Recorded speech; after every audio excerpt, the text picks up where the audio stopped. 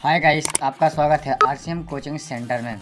आज हम लोग सीखेंगे प्राकृतिक संख्या और पूर्ण संख्या और पूर्णांक संख्या और परिमेय संख्या क्या होती हैं और अपरिमेय संख्या भी क्या होती हैं, वास्तविक संख्या क्या होती हैं। प्राकृतिक संख्या वे संख्या होती हैं जो एक से स्टार्ट होती है, यानी एक से, 1, 2, 3। यानी ना तो प्राकृतिक संख्या 0 से स्टार्ट होती है, ना तो और प्राथमिक और ना ही तो ऋणात्मक संख्या होती हैं। 3 होगी, 4 होगी, 5 होगी, 6 होगी, 7 होगी, यानी यही ऐसी गिनती अनंत तक चली जाएगी, यानी इन्फिनिटी तक। ठीक है, तो यह संख्या प्राकृतिक संख्या कहलाती है। पूर्ण संख्या वे संख्या कहलाती है जो 0 से स्टार्ट होती है। जैसे प्राकृतिक संख्या तो 1 से स्टार्ट होती थी, ऐसे अब इसमें क्या अंतर है, पूर्ण संख्याओं में पूर्ण हमेशा 0 से स्टार्ट होती है। तो उसमें यही अंतर है कि प्राकृतिक 1 से स्टार्ट होती थी और पूर्ण 0 से स्टार्ट होती है। जैसे 1, 2, 3, 4, 5, 6, 7, यह भी अनंत तक जाएगी, यानी इन्फिनिटी। इन्फिनिटी का मतलब होता है यहाँ पर इन्फिनिटी का मतलब होता है अनंत, यानी इसका कोई अंत या छोर नहीं होता है, उसी को अनंत बोला जाता है। और अब देखते हैं पूर्णांक। पूर्णांक क्या है?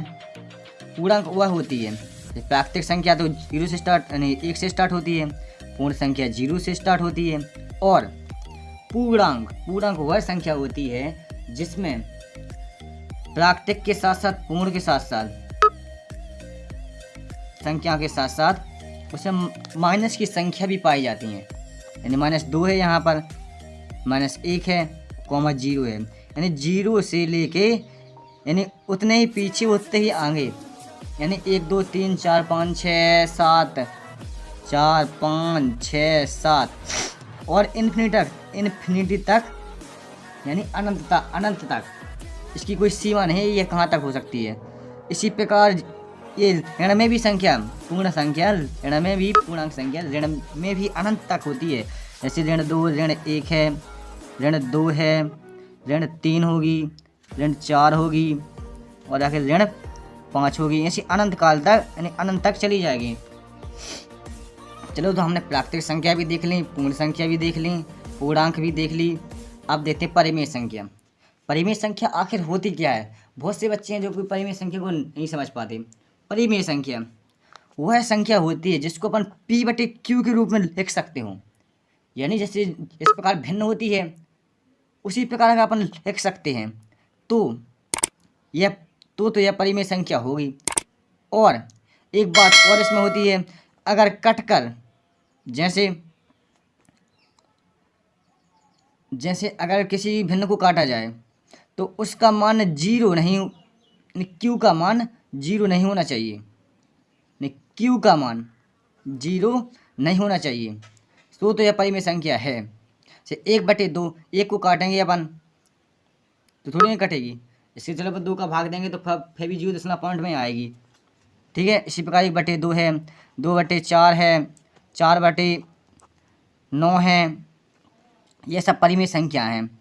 और 7/3 परिमेय संख्या हैं। अब परिमेय संख्या, परिमेय संख्या तो होगी, आप लोग समझ भी गए होंगे। परिमेय संख्या वह संख्या होती है जो P/Q के रूप में लिख सकते हो। अब देखते हैं अपरिमेय संख्या। जिस संख्या को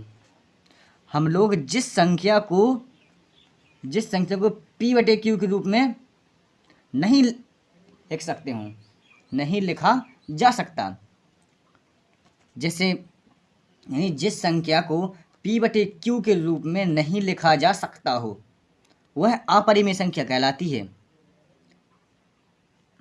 जैसे में हम देखेंगे यहाँ पर पाई को क्या लिख सकते हैं क्या P/Q के रूप में? नहीं लिख सकते ना।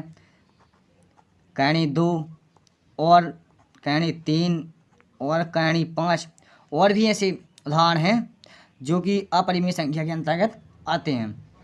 तो हमने बताया अपरिमेय संख्या को कौन कहलाते हैं, जिसको P/Q के रूप में नहीं लिखा जा सकता हो वह अपरिमेय संख्या कहलाती हैं। अब देखते हैं वास्तविक संख्या। वास्तविक संख्या वे संख्या होती हैं, वास्तविक संख्याएं वे संख्या होती हैं जिनमें परिमेय परिमेय तथा अपरिमेय का संग्रह होता हो। तो यहाँ पर लिखेंगे परिमेय संख्या और अपरिमेय संख्या, अपरिमेय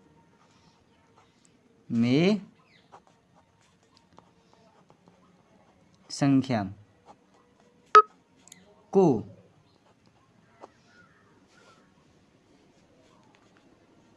अपरिमेय संख्या का संग्रह होता है। तो यह वास्तविक संख्या कहलाती हैं।